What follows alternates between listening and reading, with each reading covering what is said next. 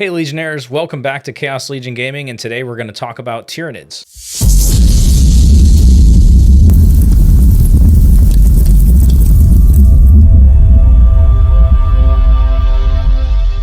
Welcome back, guys. Today we're talking about Nids. I'm Kevin. I'm Chris.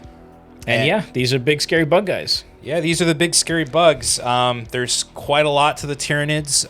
They are a faction of just this unknowable swarm that wants to do nothing but feed and eat other species and incorporate them into their own. They're crazy scary. They got really cool models. There's a lot going on with them. You got a clip for us? Yeah, so this kind of, I think, encapsulates everything there is to know about the Tyranids. This is specifically talking about the hive mind, so it's like the sentience that's behind all of this. And it's, as I looked into the dead black eyes, I saw the terrible sentience it had in its place of a soul.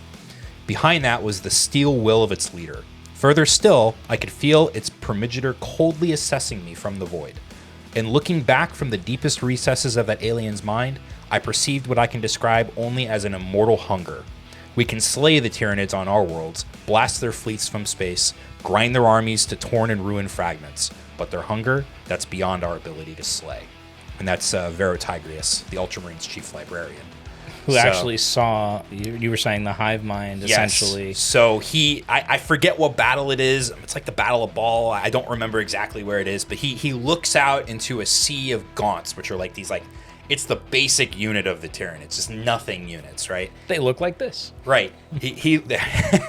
So he looks out into them and he looks into one of their eyes and he just sees them shift, and he can perceive, because he's a psyker, he perceives the consciousness behind it, and it's the hive mind. It's the thing that controls all the Tyranids. And from that, it's just this spooky thing that's like looking at a god. It's just so, powerful and crazy. So you've got Tyranids, right? Tyranids are, and everyone says it, they look like the Zerg from StarCraft. Absolutely. And it's actually the reverse because of some big stuff with Blizzard that we're not going to go into. Right. But from my understanding, they have the hive mind that controls all of them from what we know. They're the big baddies. We did a video on the Necrons, and I think the Silent King, right? He talks about it. He does. So there's a part in the lore with the Necrons where the Silent King kind of wanders outside the Milky Way for a few million years, and he sees something that scares him so badly that he rushes back and wants to wake up all the legions, right? And the thing that he sees is the tendrils of the Tyranids. So there's, these giant fleets of just bugs floating around outside the Milky Way. And he's like, okay, this is a problem. We need to fix that. So he flies back. Tyranids, essentially, guys, what they do is they will collect biomass. So they'll enter into a planet and basically plant their seeds some way, shape, or form. And it kind of goes into the gene stealer cults, which we'll talk about in another video. But then the hive fleet will come, the main fleet. And it will just destroy your planet in really weird ways. Yeah, so those gene stealers kind of turn into like beacons for the hive mind to see a planet, and then they hone in on that planet, and it just becomes this crazy bombardment, where they start sending down spores that pollute the air, corrupts the water, like everything just becomes uninhabitable, and then they just soak it all up, send it into space, and fire it off. I mean, there's some scary stuff with, what do they call the guys that burrow, essentially? There's a few. There's the Moloch, which is basically a giant mouth attached to a snake body. Horrifying. It is horrifying. Looks like this. Yeah. And then there's a Trigon, which is a very similar looking model, but it's more of like an elite killer. It's it pops up under tanks and things like that and turns them over and just starts messing everything up. So really cool kind of tidbit of information, not just kind of affecting the ground, the air rather, but the ground as well of planets they invade. They will actually like spit out a bunch of things that look like meteors, and those will be spores that will go into the ground and burrow, and they'll just multiply. And they wait. Yeah, and they wait, and then they'll come out, they'll kill you, and if they don't, and you beat them, they go back down, they do it again. So it's a war of attrition, and that's kind of what we want to get into today with the Nids, is like, they are attrition incarnate, in my opinion. They can be, absolutely. And they reflect that on the tabletop quite a bit, too, because they are known to be a horde army. They can be played differently, right? Yep. So there's a few primary ways to play Tyranids.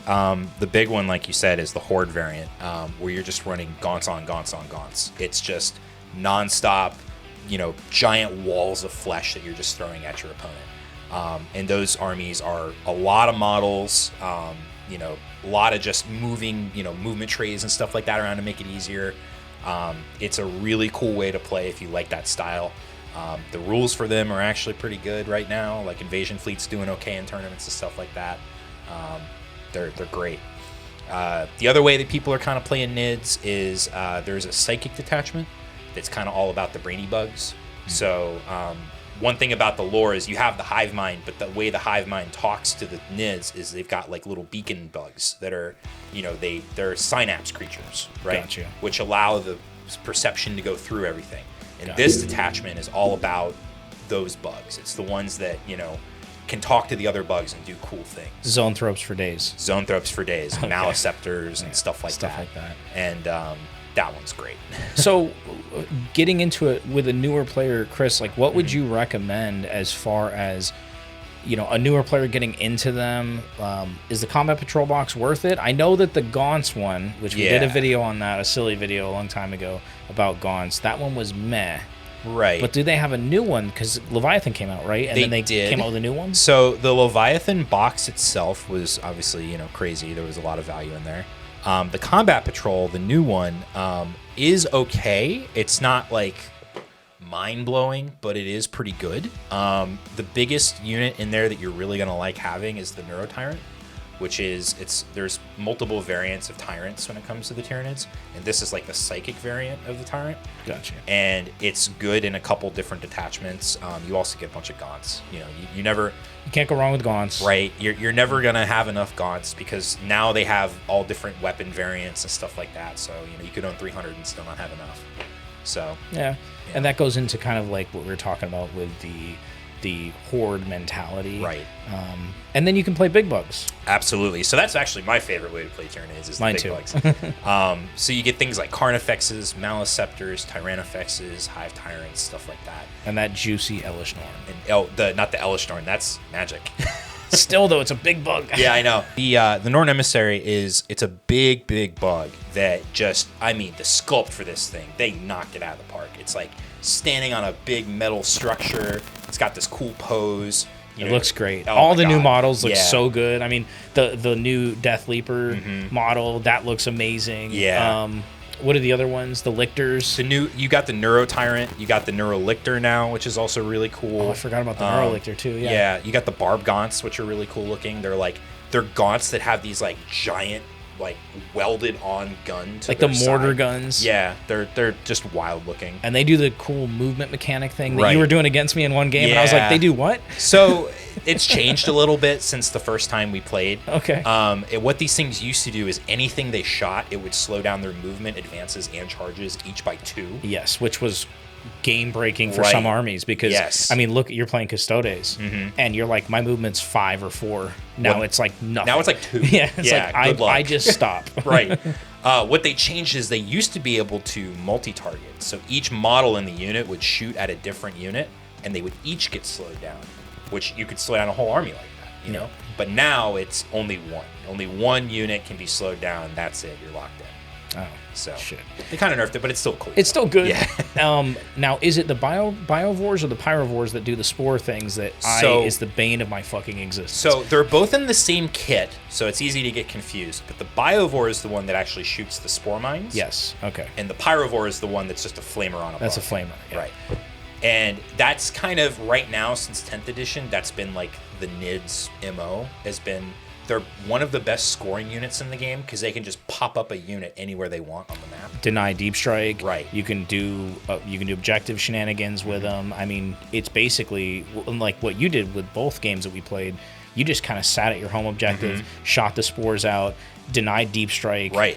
Did objective, stuff, and it just was so it's obnoxious. Good. I know, and for the points, right? How many points are those? I think they're cheap. They're like, I want to say, actually no, that's right. They increased the points, so they're like 75 points, but that's for one. Still really good. Yeah, it's for one unit that is going to score you so many secondary objectives throughout the game. Like it scores engage on all fronts. It gets cleanse. It gets the one where you go in the corners and deploy Homer beacons or whatever. Right. Yeah, it does everything. And for one model, and it does it throughout the entire game. And it hides. And it hides. Because basically there's no line of sight with it. Essentially, it just pops spores wherever you want it, and which is so good. Yeah, it's an insane unit. Other than that, the key unit for pretty much any Nid army is just some sort of Hive Tyrant. Yeah. My personal favorite is the Walking Hive Tyrant. Well, the wing now is kind of flying units in general, right? And correct me if I'm wrong, they're just not good right now. It's not that they're not good, it's that they changed the fly rules to be a little wonky, and it's almost kind of a detriment now. Right, because the movement changed. Before you ignored terrain, now it's like now you got to go up and down. You go up and down, so it's like, why even have the flying? Yeah, and the thing is there's a lot of things in the game that are anti-fly. Right. So it adds this other layer. It's not only a flying unit, it's also a psyker. So you've got anti-fly, anti-psyker, you've got all these other things. And I don't think GW can kind of figure out what they want to do with flying units, because I feel like they're either hyper oppressive and too good, or they're just not played, period. Yeah. The flying keyword is now, don't get me wrong, it's still good. You still want it. There's especially some units, it makes it easier to move through terrain, but it's not nearly as good as it used to be. Before it was, ignoring terrain. Ooh, that's powerful. Yeah, Harlequins. Right. Yes. Yeah. Flip belts. Still good, but Hive Tyrants are awesome. They give you free stratagems throughout the game. They hit real good. They shoot and they whack at melee really well. Don't they do synapse shenanigans too? They're also synapse units. They do everything. They're really strong. Yes. When I played you with the demons, which we'll talk about in another video, demons are really good, but that unit as a whole was just so hard to take down. Yes. And just so good. And I know we kind of just jumped the gun here, but what makes Tyranids on the tabletop? Oh man, that's the thing about Tyranids is what's great about them is that their lore has really bled into their tabletop really well in the sense that they're adaptive. Yeah. So whatever it is that you're trying to do, they got a way to do it. You can pick and choose the adaptive mutagens, essentially. So certain detachments give you the ability to, one of them is at the beginning of the game, you pick from 3 and you get to do something cool depending on what your opponent's doing. Gotcha. The other is you pick a different buff throughout the game adaptively as the game's going on to change what's going on. So kind of mimicking that whole, we're a hyper evolving species that's constantly getting better. Correct. While you get weaker, whittling you down. Yeah. I think they really nailed it. You're right. They did. When everybody likes to cry about codexes kind of when they first come out because they're just like, oh, I don't like how it's not the same, whatever. But with this codex, they absolutely nailed the lore bleeding in with the tabletop. It does both. Yeah. So I would say, as far as units goes, what would you say kind of stands out? Obviously, we talked about a little bit. But, what do you think? So there's, like I said, the Nid Codex is very vast. There's a lot of stuff, and depending on how you want to play the game, there's an option for that. Yeah. My personal favorite units, I love the Maliceptor. It's just a big brain bug that is hard to kill and hits real hard. It also has really cool rules. It, everything about it, it just screams, this is, it's an alien tank. Which is just a cool concept. And it's a psyker. And the only drawback of the Maliceptor is that it's extremely hard to get right now because everyone wants one. Or two. They're very popular. I know they've been sold out for a very, very long time. And people love playing them. I know a lot of lists right now are running minimum 2. Other than that, another great unit is an Exocrine, which is essentially a giant gun just planted on the back of a model. And it's good because it gives you rerolls for your other units in your army. So whatever it shoots, that unit becomes marked, and every other unit that shoots that gets to reroll once. So kind of similar to Markolites with the Tau, except the rerolls instead. Right, exactly. It's a great unit. Other than that, those I'm talking more about the big bugs, obviously, because that's my preference. But there's multiple variants and flavors of Lictor that are all very fun. They have precision typically, and I like that they have lone ops on some of those guys. They do. They all have lone ops. They all have lone ops. Yes. Good. And I think that going into small bugs a little bit more, I think the Death Leaper, the name character, is really good. You can't, again, you have to play a Hive Tyrant, right? Yes. And we agree it's going to be on foot. Yep. I like the foot one the most. There is an argument to be made for the Flying Hive Tyrant. There's some lists that want to run maybe one, but even if you are running that one, you're still running a foot tyrant. Like it's still something you should be doing. Other than that, we already talked about the Biovore. That's just an auto include in most lists. Gaunts of all flavor. Like it doesn't matter what you're all doing. gaunts all the like, time. Yeah, Hormagaunts, Termagaunts, whatever. Just run them. You know, they're worth playing. One of the coolest on the tabletop models is the Moloch. I knew you were gonna say it. I know. Yeah. We've talked about this one in the past. Like anytime anybody, I have one and it's painted and it's gorgeous. I love this model. Anytime anybody sees it, they just go, "Whoa, what is that?"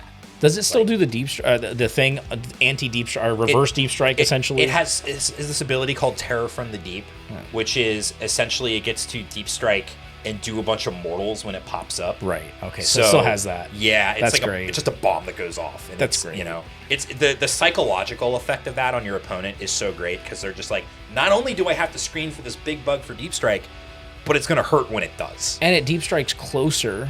That I believe is the Trigon. The Trigon. Okay. Yeah, they're a little different. The Trigon has the ability to deep strike within 3 inches instead of 12. That's the one you hit me with on that one. Right, game. and it can't charge though. But it's really good for getting in position. Right, and it can still shoot, right? Because it has some shooting. I believe it has like a biostatic something or other. Like the shooting's not something to write home about, but now you've got this big giant fuck off bug, and it's like deal with me. Yeah, it's got a bioelectric pulse, which is, I mean, it's strength 5 AP 0 1 damage, but like it's still like if you pop it at troops, it's going to be good.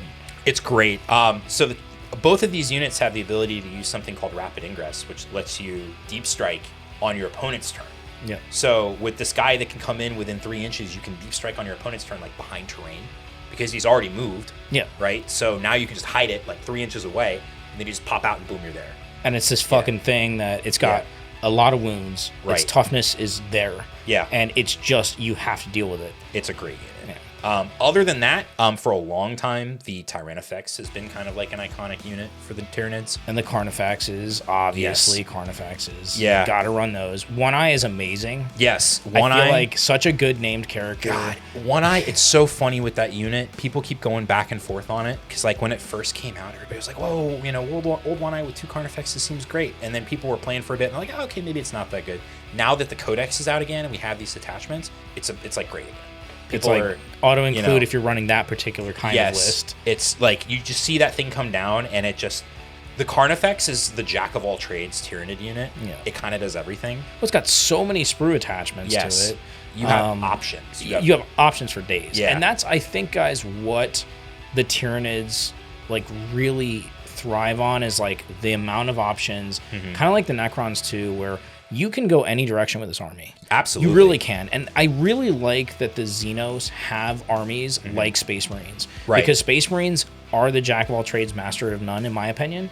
And we already know how we both feel about that. Yeah. But like to have the ability to have other factions be able to fill those roles and have people on the tabletop that aren't just playing Space Marines is what I think is amazing. Oh, that's why I got into 40k, man. Like every time I look at the Xenos factions, I love sci-fi in general. Yeah, me too. And seeing this kind of thing, I'm just blown away by how cool it is. Well, guys, I think that is going to be it for the Tyranids. Thank you for watching. As always, you can find everything that you need, whether it be Necrons, Tyranids, or hell, even Space Marines, chaos-legion.com. Like, subscribe, and follow for more. Yeah, thanks for watching, guys.